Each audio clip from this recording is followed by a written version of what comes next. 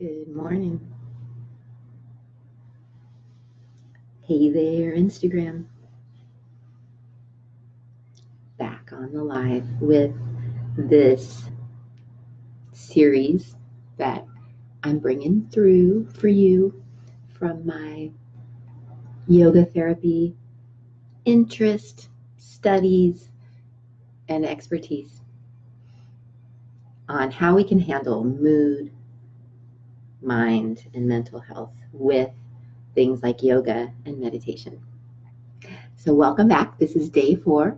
And if you want to catch up on the other days, you can find the YouTube playlist that I'm putting all the day's videos on, as well as some other resources that I really like some of my favorite and current books I'm listening to that are really helping me in my mood, mind, and mental health, and just how I'm liking to approach my life. So I just found myself putting on some Wayne Dyer on there, and just discovered Gabrielle Bernstein, been listening to some of her stuff. And what else did I put on there? Oh yeah, I started with the Joe Dispenza audio, really getting into what we now more know about the brain, and even scientifically how we can rewire the patterns of the brain which affect our mood and our mental health a ton. So really current leading edge evidence and study that is part of what fuels this approach. So I'm super happy to have you here. Hi. So yeah, where can you find them on Instagram? If you go to my bio page, you'll see a link there for a YouTube link, and that's the YouTube playlist. So you can go click that and it'll get you to the YouTube playlist, and then you can just make that one of your favorites, and then you'll be able to watch everything, and I'll be adding to it each day. So thank you for asking, because I am doing this live each day on Facebook in my It's the Yoga group, and I'm doing it on Instagram as a way to connect with you here. So you're welcome. Thank you so much for being open to hearing my what I want to really give on this topic, because it is so important to all of us. And I feel like more than ever we're realizing that so many of us are struggling with these things, even our young people. So that's really where this is coming from, that I want us all to benefit from what we now know we can do to affect these things, to have a little bit easier of a ride, and really it helps us enjoy life more, right? And enjoy being ourselves more, and do better, be better in relationships, and also able to get into how we're here to help, right? And what are our unique passions, and how do we want to contribute to the world. So a lot of this has those longer term goals at its base, that our mental health is important for all those reasons, right? Beyond just how we feel in this moment, or in our own head, or in our own experience. So I'm glad I bring up feelings, and because I feel like if we could get a different perspective on feelings and share this with adults and young people, then it might help us feel a little bit stronger, a little bit more empowered to stay on top of the momentum of such things as feelings, and even to work with our feelings as helpful, and as part of life, and as part of being human, and as part of our guidance even. So that's what today's tool is about, is really bringing in how I now see that our practices with yoga and meditation, and really that means, remember, anything that reconnects you is what you can call your yoga, anything that reconnects you. And meditation, anything that helps you get in that more listening space with yourself, and more present way in the moment. And both of those have the self-love, non-judgment piece, which I now see as a huge part of building our mental health, and I this is always coming from my own experience with myself too, that when I've looked at how I often feel about myself, how I'm talking to myself, how I'm picturing myself, how I'm reflecting and even projecting, it's not always so pretty and loving. It's actually usually quite judgmental and very opposite of love. So that alone, we can start to see how that pattern even of the opposite of the self-love and the self-judgment is part of what gets us in those crappy moods, right? And maybe even part of what starts to get our mental health really out of whack is when we start to get really strong in those patterns. And me too. So yeah, that's where I now see that every time we're doing any of these things, that we slip into that non-judgment, that more like self-love perspective. And that's a huge part of the therapy and the shift that we can create and feel already. And then, of course, right away, I want to say, of course, that the more that we can get into that place with ourselves, right, the more that we can be that place for others, undeniably, right? So that's like, again, another reason for us to look at how can we get more in that loving place with ourselves. And that means in these tangible practices. So whatever it is that does that for you, doing more of it, because it's going to reconnect you with that loving approach with yourself, much less with others, much less with your projects, right? Much less with the world. So that's where I love to see that it's about doing more things, more like every day, especially how we start our days, that reconnect us with that, just the like self-love, non-judgment reminder. So, but part of that is also I'm seeing that we can start to see that our feelings aren't just here to torture us, first of all, right? And then maybe we can have an effect in how we feel, sure, and that we can stay on top of the momentum of how we're feeling, and that there's good reason to do that, right? Because the worse it gets, the worse it gets. And when things get more and more extreme, maybe it's just a little bit harder to shift the momentum. So that's where it's like, yeah, doing more things, more like every day that reconnect us and even just shift us towards feeling better, as we realize what that is for us, whether it's, time in the journal or any sort of creating of art-like things, time in nature, anything we read or listen to, of course, time on the mat or just sitting with our eyes closed, or really just about anything we can start to see could be an activity that we decide or decide to let it be an activity that reconnects us. But the base of it is that listening shift we get to make with ourselves that really right away goes into like, oh yeah, more like non-judgment, more like self-love. So yes, staying on top of how we feel because it's helpful and important, and just there's a momentum to it, right? And remember that one of the earlier days we talked about how it's all energy. And so that's where I like to see, like, if we stay on top of the energy of it, right? And even like the law of attraction aspects of how we're talking about it, how we're thinking about it, how we're focusing on it.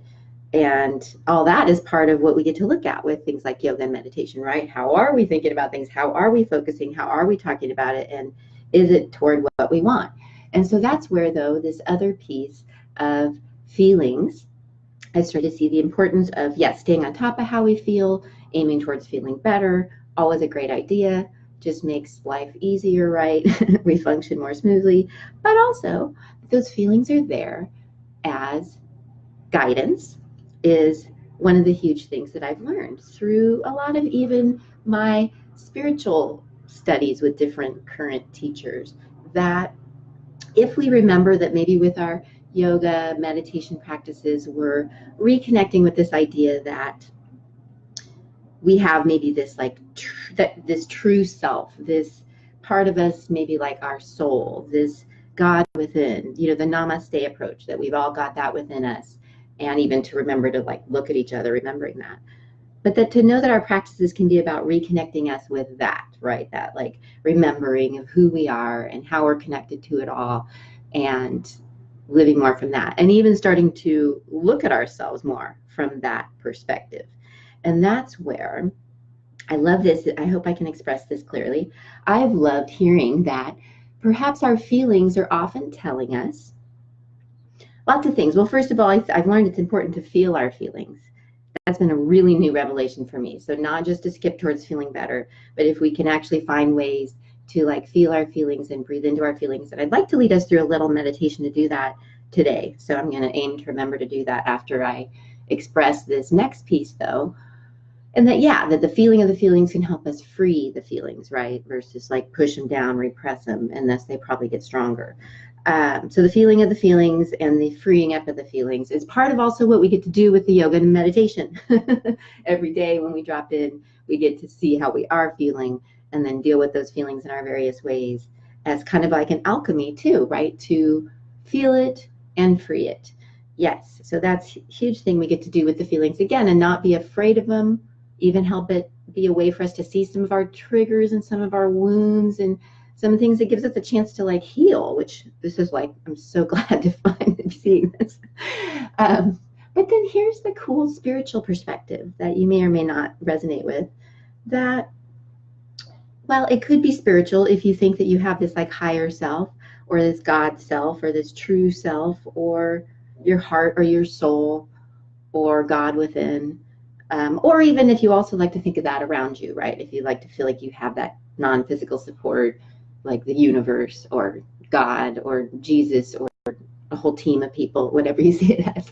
But if we start to see that our feelings are also an indicator, remember they're also an indicator of our energy, of our vibe. So they're telling us about what energy we're in and what energy we're vibing out, and that's probably attracting back more of. So that's another good reason to keep an eye on them and to shift them and to lift them. But also, they're an indicator as to how aligned we are currently in our focus, in our thoughts, in our imagining with that part of us. So like, for instance, if we're thinking something about ourselves, like, remember I was talking about, I realized one of my mantras I was using that I don't want to, but I was, and still probably have dropped into, is this like, what the fuck is wrong with me mantra. And I start to ask in my head if something's, if I'm not like manifesting the things like I want to. But that starts to feel really bad, right? Oh my God, it starts to feel really bad when we start to go down that train of thought, right? And to start asking that question, and the law of attraction is of like, what the fuck is wrong with me is going to lead us down a certain path, right? But here's the kind of beautiful news, that maybe the reason it feels so bad is because it's totally different than the way our heart would see us, or that situation, or the way our soul would see it, or the way God would see it, or the way the spiritual side of life, or the universe. And so that's why it feels so bad, because it's guidance that currently we're out of alignment with that part of us. And so the feelings are guidance as to how aligned we are with our focus and our feelings and our imagining and our approach, how aligned that is or isn't with that more like spiritual part of us or of life around us, or even of just with what we do want. That's kind of cool too. It doesn't even have to be spiritual. If it's just like we've started to realize what we do want in life, and we feel like even we're moving towards that. So when we feel bad, it often is an indicator that we're thinking about, picturing, focusing on, remembering, anticipating the very opposite of what we do want. So it's this like push-pull going on between us. I totally got a lot of this from Abraham Hicks. If you know Abraham Hicks, you're like, she got this from that, right? I definitely did. But it's helped me so much. And I'm still really like getting this as I express this to you and like learning this. But yeah, isn't that beautiful to see that maybe the feelings are guidance as to how aligned we are and aren't with how our more loving self would see ourself or that person or the world or whatever it is that we're feeling about. So I love that. And I feel like it's important to transmit as part of our re-embracing feelings, as something not to be afraid of, but also, and that's where the perspectives and the psychology and the doing the things that reconnect you with your spiritual perspectives and psychology, right, is part of the reconnect there. So that's where maybe the journaling is going to be your place to do it, or listening to things that remind you of how you want to be seeing yourself and life and the world. Or, but then it's pretty cool to think we could start to notice like, oh, I'm feeling those bad feelings like of, mood, right? And like looking at, what am I thinking about? What am I focusing on that's not in alignment with how I do want things to be or go, or what's even true. Maybe it's because it's not true. Some teachers straight out say that. It's because it's just not true. Anytime it feels bad, it's because it's not true. That's kind of a cool spiritual leap. So it depends on how you want to go with it. But yeah, okay, so the feeling of the feelings, let's make a little time for that, right? because that I see as part of the therapy that we get to do and part of the energy medicine that we get to do, because the feelings are an energy, right? And we're also realizing that the feelings and even past wounds and stuff get like lodged in our bodies as energy, as like formations and even like blockages.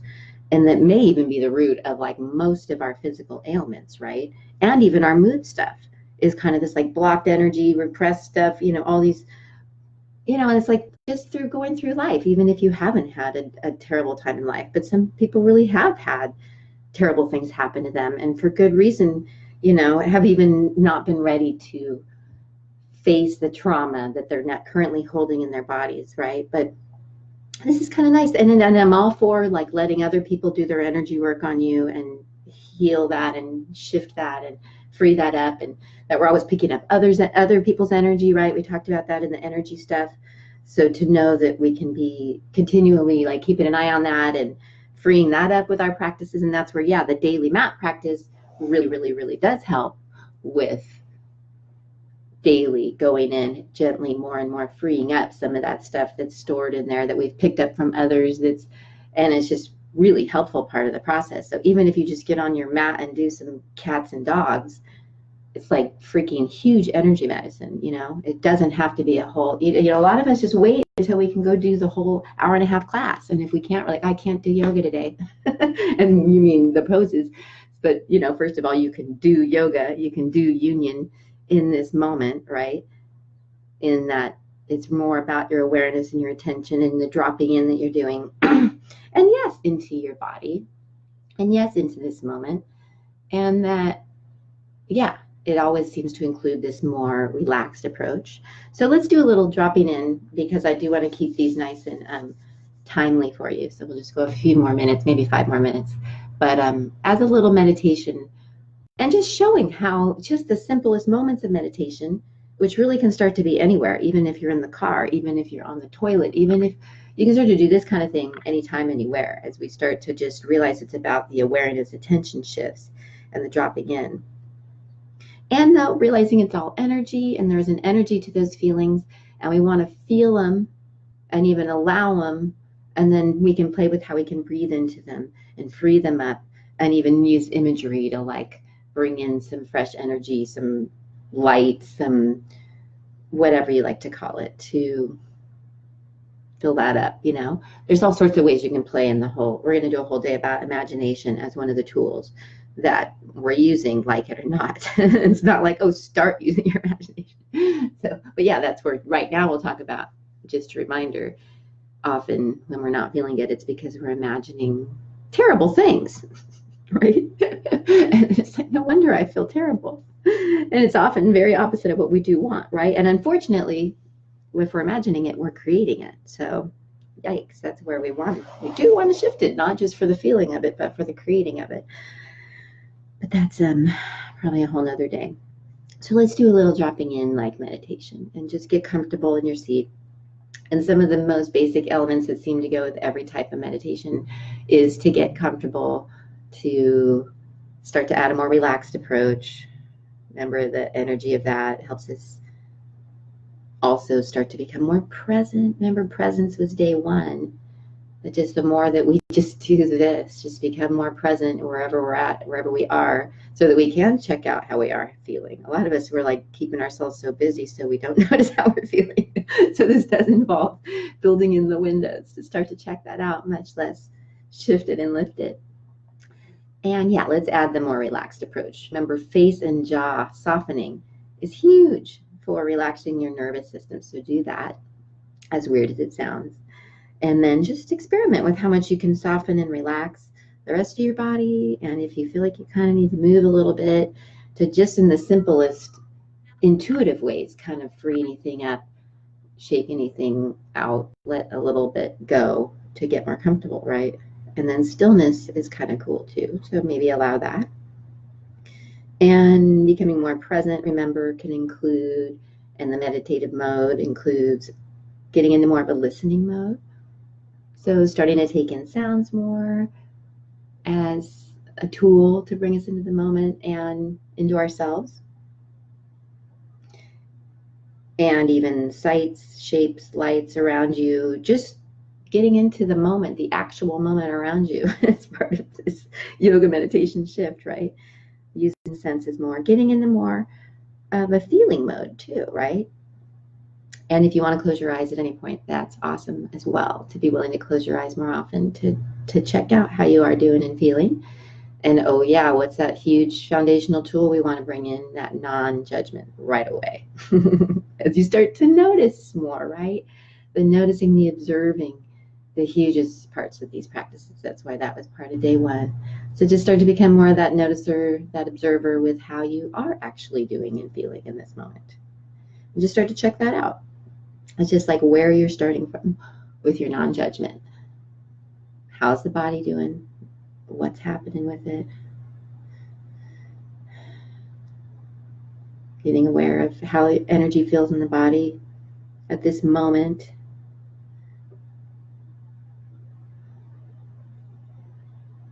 Even starting to be aware of what's happening in the mind. So we definitely become more of a listener with the mind with all of these practices, which is part of the therapy, remember. And we're listening from that more like self-love, non-judgment, which is part of the therapy, right? So we're going to be watching and noticing more what is on our mind and getting a chance to do that, even if it's a little bit painful, and what is running through and what types of thoughts, and yeah, like mood and how that's going. And remember, we started to now know, like, oh, feelings as guidance, right? And then here's a chance to actually, here, let's do a little something to feel the feelings, right? And then as much as all of this helps us quiet more, right? And even create more windows of quiet in the mind. Remember how you can do that little windshield wipe idea with your mind, or relax your mind like another muscle for a few seconds. Just like clears the slate, refreshes the canvas, shifts the momentum. But then we get to also get back to being more of that listener, noticer, as more thoughts start to roll through. And so, yeah, though, as we start to even just feel whatever feelings we might be feeling right now, and this is the more that we like do things to be with ourselves and listen to ourselves and feel the stuff. So here's the invitation.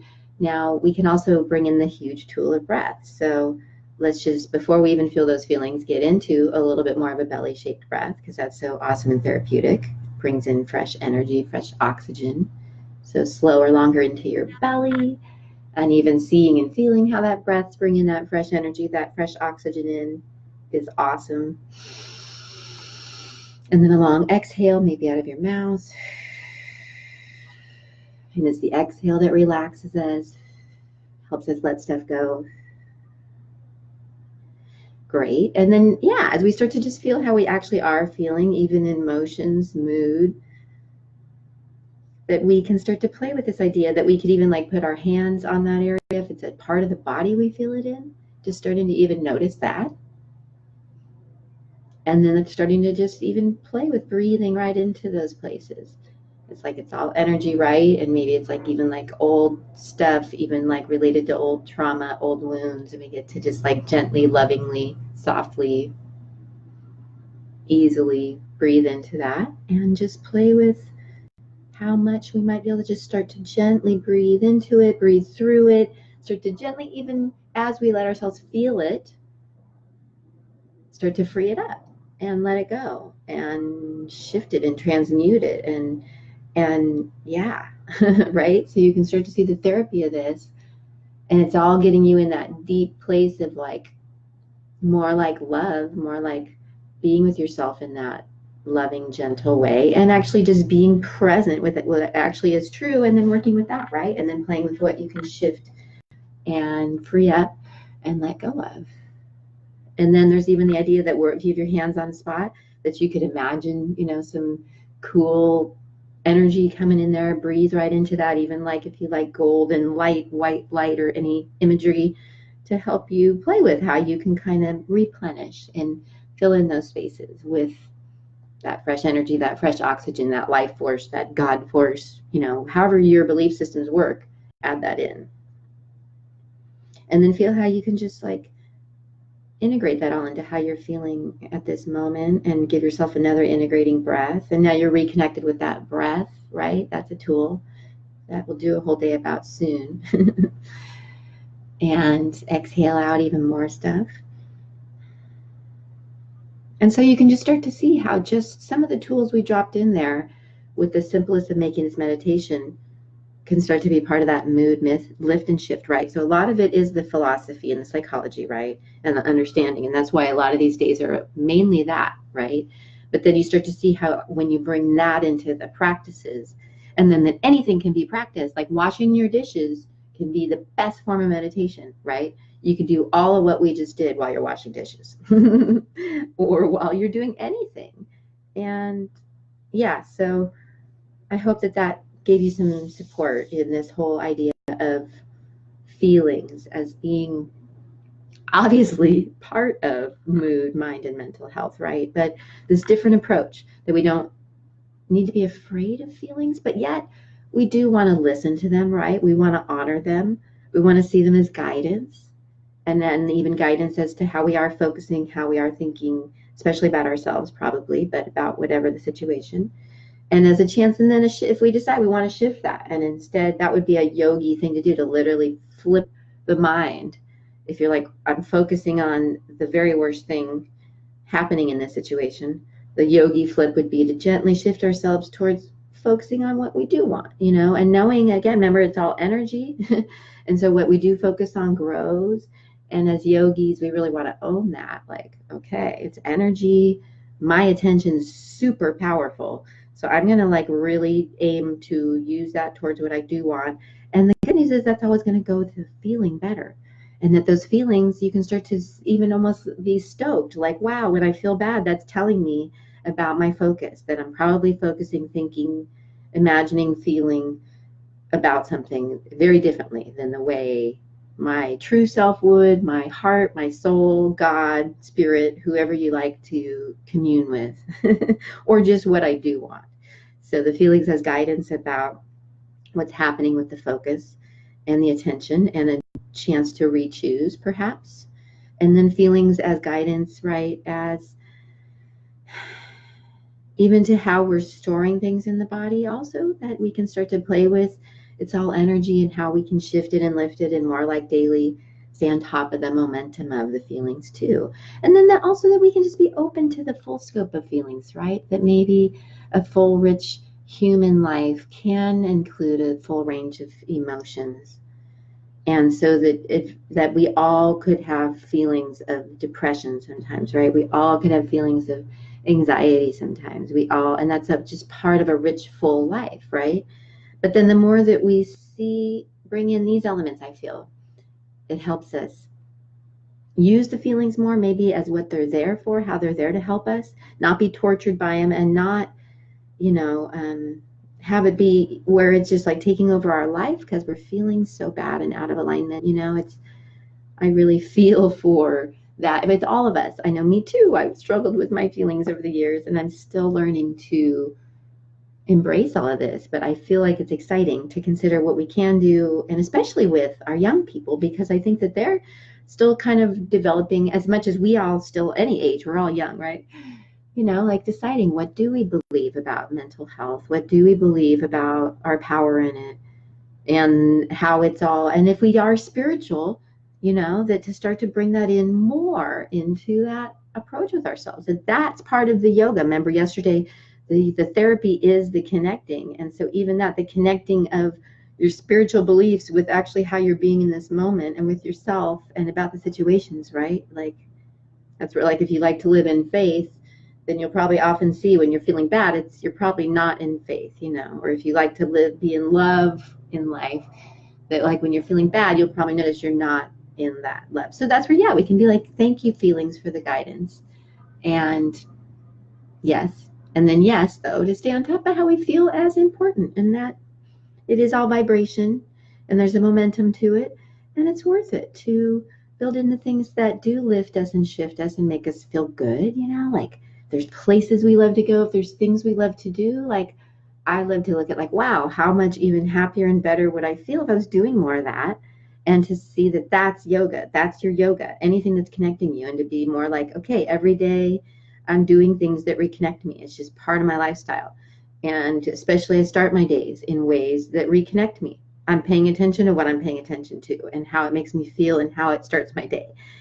So if getting on Facebook helps you feel good in the mornings, then great, But if you get on and you notice you're not feeling great, then maybe it's not a great morning practice for you. Maybe you want to do other things to tune yourself. Remember, I love that word tuning, because it's all energy, and you're also tuning your attention, your focus, your vibe, your feelings.